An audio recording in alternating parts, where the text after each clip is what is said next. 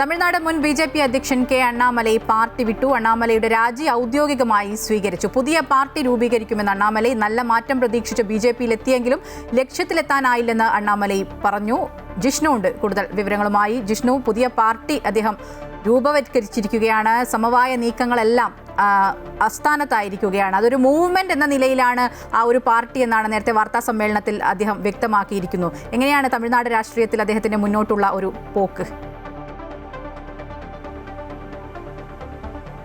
മായ, ബി.ജെ.പിയുടെ തമിഴ്നാട് മുൻ സംസ്ഥാന അധ്യക്ഷൻ അണ്ണാമലയുടെ രാജി ഇന്ന് ബി.ജെ.പിയുടെ ദേശീയ നേതൃത്വം ഔദ്യോഗികമായി അംഗീകരിച്ചിരുന്നു. അത് സംബന്ധിച്ച് ഔദ്യോഗികമായ പത്രക്കുറിപ്പ് ബി.ജെ.പി. ദേശീയ നേതൃത്വം പുറത്തിറക്കി. അതിന് തൊട്ടുപിറകെയാണ് അണ്ണാമല ഇത്തരത്തിലൊരു പ്രതികരണം നടത്തിയിട്ടുള്ളത്. പാർട്ടി വിടാനുള്ള കാരണം പുതിയ പാർട്ടി രൂപീകരിക്കും തുടങ്ങിയിട്ടുള്ള അദ്ദേഹത്തിന്റെ പ്രതികരണം വളരെ കൃത്യമായി തന്നെ തമിഴ്നാട് കേന്ദ്രീകരിച്ചുകൊണ്ട് ജനസേവനം നടത്തുന്നതിന് പുതിയ പാർട്ടി രൂപീകരിക്കും എന്നുള്ളതാണ് അണ്ണാമല വ്യക്തമാക്കിയിട്ടുള്ളത്. ഇനി തമിഴ്നാട് രാഷ്ട്രീയത്തെ സംബന്ധിച്ച് ഏറ്റവും പ്രധാനപ്പെട്ട ചോദ്യം കെ അണ്ണാമലയുടെ പാർട്ടിയുടെ സ്വഭാവം എന്തായിരിക്കും എന്നുള്ളത് തന്നെയാണ്. കാരണം പുതിയ പാർട്ടി രൂപീകരിക്കുന്നതിന് മുൻപ് രാജിവെക്കാനുള്ള തീരുമാനം എടുത്തതിന് ശേഷം അണ്ണാമലയെ ഡൽഹിയിലെത്തിയിരുന്നു. ബി.ജെ.പിയുടെ ദേശീയ അധ്യക്ഷൻ നിതിൻ നബീൻ, കേന്ദ്ര ആഭ്യന്തരമന്ത്രി അമിത്ഷാ എന്നിവരുമായി കൂടിക്കാഴ്ച നടത്തിയതിനു ശേഷമാണ് അണ്ണാമല മടങ്ങിയത്. രാജി തീരുമാനം എടുത്തതിന് ശേഷമാണ് അദ്ദേഹം ഡൽഹിയിലെത്തിയത്. ചില അനുനയ നീക്കങ്ങൾ ബി.ജെ.പി. കേന്ദ്ര നേതൃത്വത്തിന്റെ ഭാഗത്തുനിന്നുണ്ടായിരുന്നു. രാജ്യസഭയിലേക്കും അതുവഴി കേന്ദ്ര മന്ത്രിസഭയിലേക്കും എത്തിക്കാം എന്നതുവരെയുള്ള ചില വാഗ്ദാനങ്ങൾ